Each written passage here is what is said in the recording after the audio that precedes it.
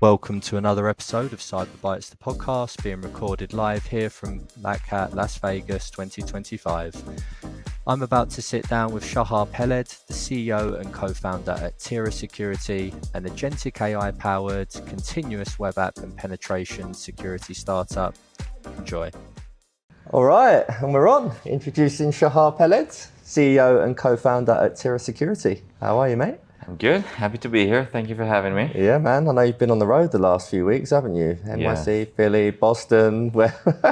I don't know if I have jet lag or my jet lag has jet lag. Yeah. Something jet lagged here. Where's home for you now then? Where are you living out of at the minute? I split my time between Tel Aviv and New York. Okay. So it depends what day of the week. Yeah, nice. I like to get a fun fact about my guests, and I asked your co-founder, Gal, about you. And he said that for your wedding, you ordered 12 kilos of candy. Is that correct? That's true. I love candy. We did sales training this week with our new team here in the States, and I just brought candy with me. Love it. Yeah. Yeah, I'm a bit of a chocolate fiend, but yeah, that just made me smile when he told me about that was his fun fact about you. But look, Shahar, great to have you on the show. What we can do is if we can just get tell the audience a little bit about who you are and how you got into the industry to start with.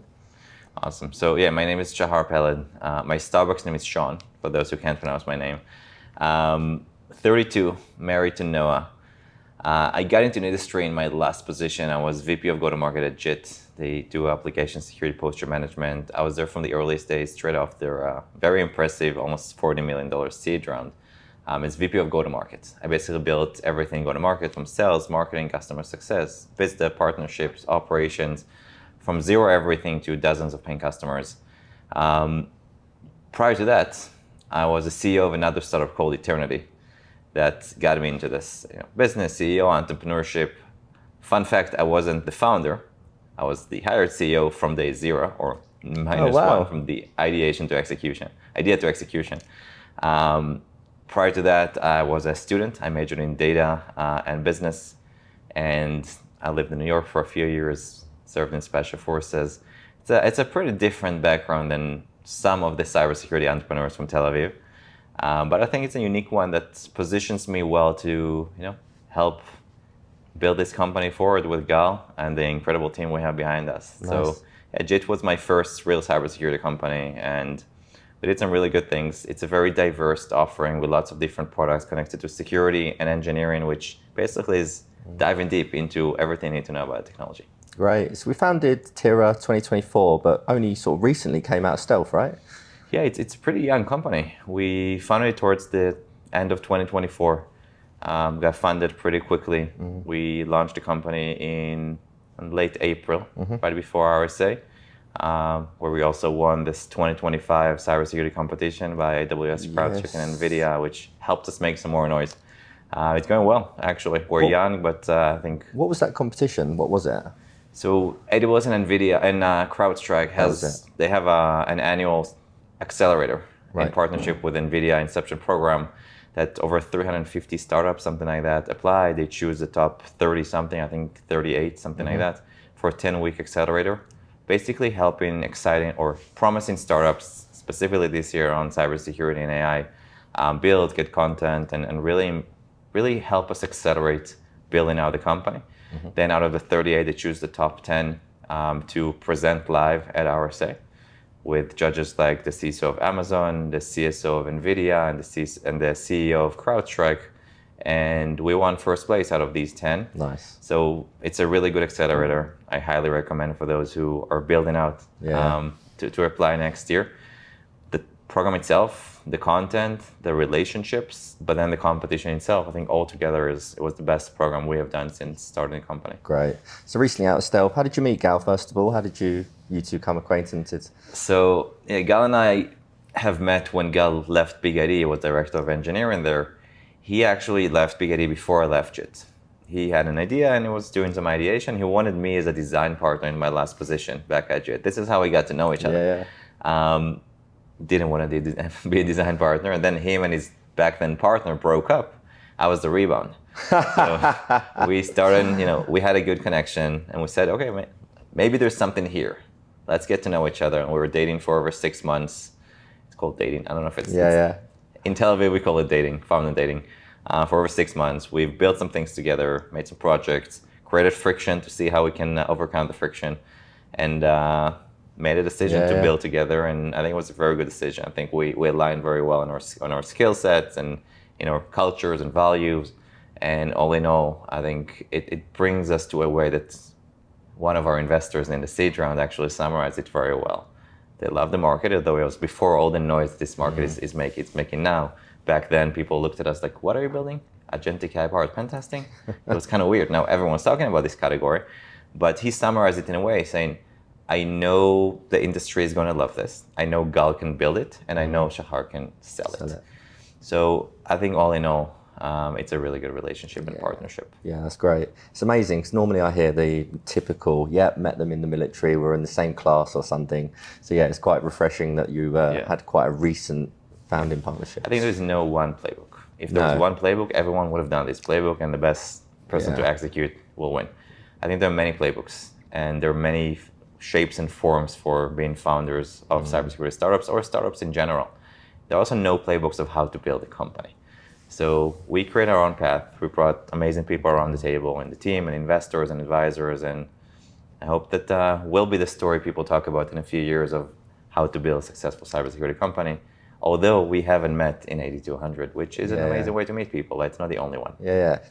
Talking about unconventional, like I definitely feel that you guys are working on something very different, because even your branding and stuff, like I was looking at your LinkedIn feed and there was one around like the Tinder AI app, and that's just like, you don't see people posting funny stuff like that, but it all was relevant and was really like complementing the brand. So like hats off to you on that.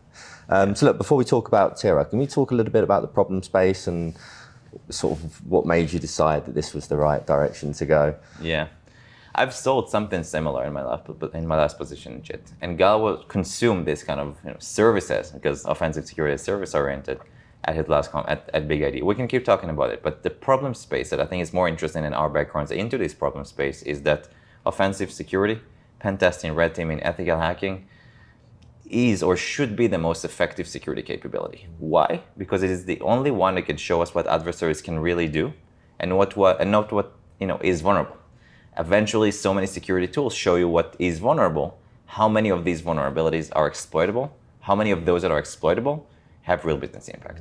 This is what good offensive security programs can give you. So it should be the most effective security capability, but it's not. It's not because it's underutilized. It's not because many of those or all of those are a point-in-time assessment on a very scoped part of the attack surface, whereas our environments change all the time, and the attack surface is much wider than a human can do, and it's underutilized for all the right reasons. It is heavily human-oriented. It is done by humans. It's manual. Most people will say over 90% manual. Not because smart people didn't try to solve it. There are some solutions in offensive security that work, but all in all, it is impossible to hard code complex attacks, specifically in web applications and cloud. So you're not stuck, but the only option you have is very, very skilled and unique humans that can mimic how adversaries think and act. So they try to basically breach and hack your environment. So the problem was always there. The situation is now that it has increased dramatically lately, because now with all this vibe coding, but before that, Cursor and Copilot and CI/CD and low-code, no-code, and cloud, these are all technologies that allow us to develop faster and deploy more code to production. And now we have less visibility. These tools are built on LLMs that are trained on open source that is by default vulnerable. Some developers are numbed right now, don't even know what they're writing and shipping to production. On top of it, we start seeing some proof of dark LLMs breaches, which is scary. People are not yet scared about it, as I think they should be in the near future.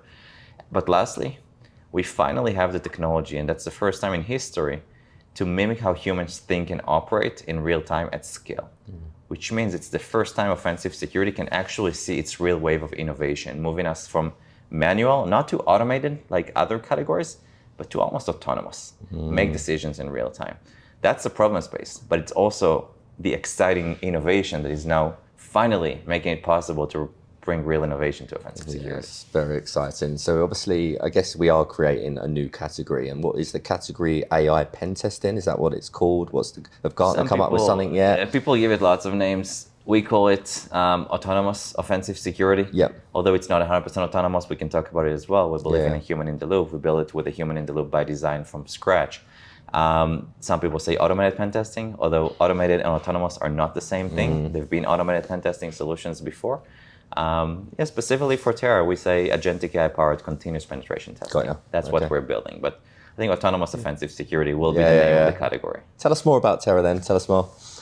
Yeah, so at Terra, knowing everything we just said, we are going to solve this problem because eventually offensive security should not be manual or totally manual anymore, should not be a point-in-time assessment, shouldn't be scoped to a very small part of the attack surface, shouldn't be detached from the business context, and should have inconsistent quality because you're as good as the tester who's currently testing you.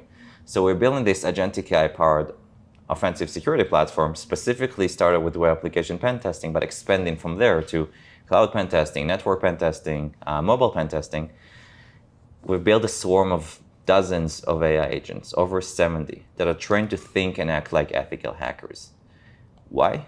Because we eventually need to take so many tasks, dozens of tasks that used to be done by humans, and delegate them to AI agents so we can keep the humans, but only in the two critical intersections when humans must remain. One of them is before the most offensive or intrusive actions to make sure we don't break anything because it's by default offensive. And the second one is in the most complex and creative needed operations that we still need a human, hacker mindset or creativity that agents don't yet have. So eventually, dozens of AI agents that help or basically do penetration testing or red teaming at scale all the time across the entire attack surface, connected to the business context, but still keep the control and the creativity of the most skilled human ethical hackers, because this is, in our opinion, the only way to scale and enhance your offensive security program without losing the human touch that is still so necessary. Yeah. So you already deployed with customers? Have you already Yes. got success? Can you talk to us a little bit about potentially how you are benefiting them? Like, has there been any tangible stats or numbers that we can? It's actually working. I always was very bullish on what we do, but it was faster and more successful than I imagined. Yeah. We have a lot of customers that are happy to be references for Terra and speak on our behalf. And the amount of traction we get from large enterprise is immense. And we don't even spend money on marketing. People understand the messaging and see that this is what they want. They have active initiatives. What they see from Terra is, first, we're able to scale their offensive security program. Specifically, as I said, started with web application pen testing. By scaling, I mean two things. One, moving from periodic to continuous. We do change-based pen testing. Obviously, we can do the point-in-time assessment. We've done it so many times. But we can also check and see change-based pen testing in a way we know when the attack surface changes, whether it's from the code or from the UI or the backend by a headless browser we've developed, and actually surgically pen test the specific change in real time, all the time. The second thing is about the scope itself. How much of the attack surface are we able to test? As a human, you're limited to how many hours you can spend on this. And actually, the hourly rate is disincentivizing humans, but we can put it aside. So we're able to already 3x the value for money they get and cut the time to value or time for test in half. It's going to be more than half, and it's going to be more than 3x.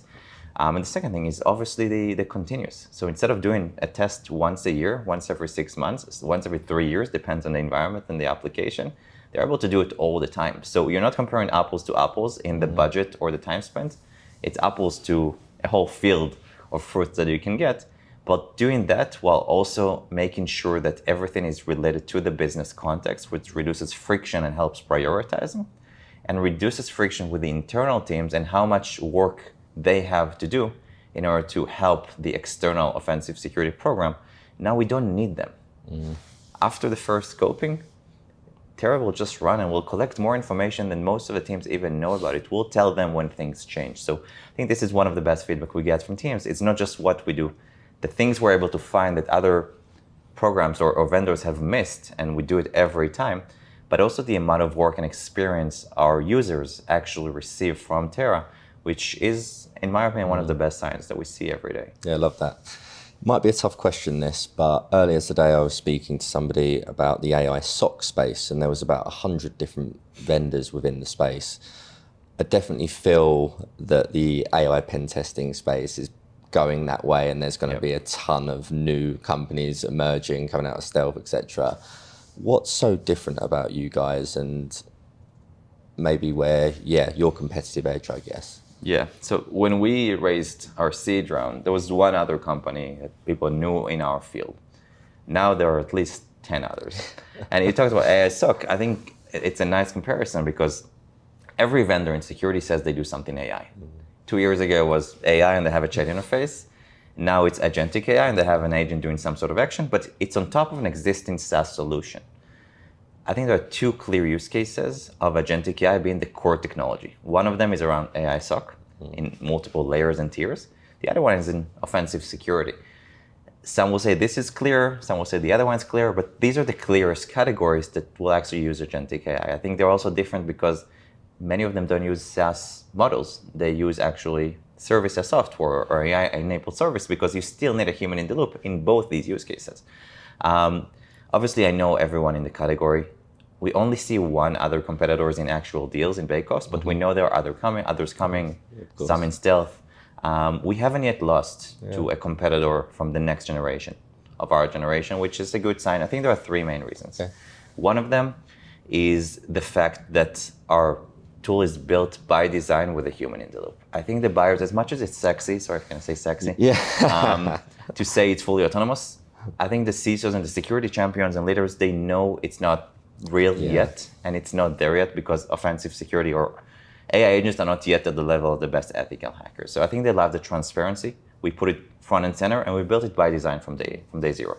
Second one is we believe finding the sexiest vulnerability is not everything a pen test program needs to do. It's also aligning with the business context. What's going to impact this specific company, this specific application, this specific business unit. Yeah. And you can collect business context from so many sources. I'm not going to give our secret sauce, but this is the second thing we prioritize. And lastly, we think obviously it makes sense to test things from the outside, black box in our language.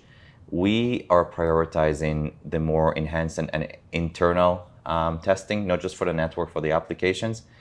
White box, gray box, basically saying we want to get as much context as we can. We want to integrate to as many systems as we can, and we want to run it all the time on a change-based manner, which means it doesn't come from the outside, and we can actually align with how fast these teams develop things, so we can actually find things before they get dangerous in production and help them remediate very quickly.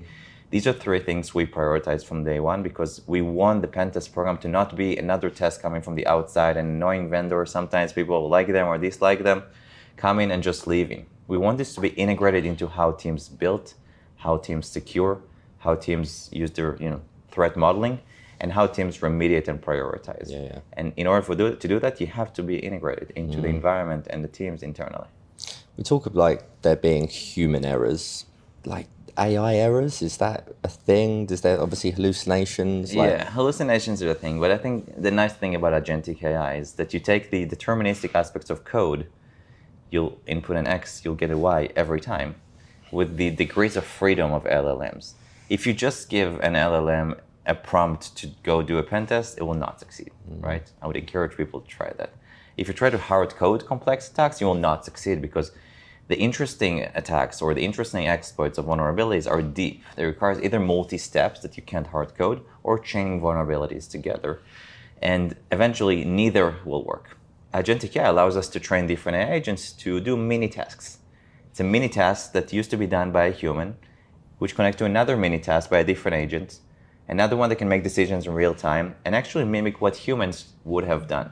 So can they still make mistakes? They can, but their room for errors is so minimal because they are tied to a very specific task, like a horse that can look to the side. Every agent has its own guardrails to make sure they don't break anything. The agentic AI, basically architecture we've built, removes hallucinations from the way.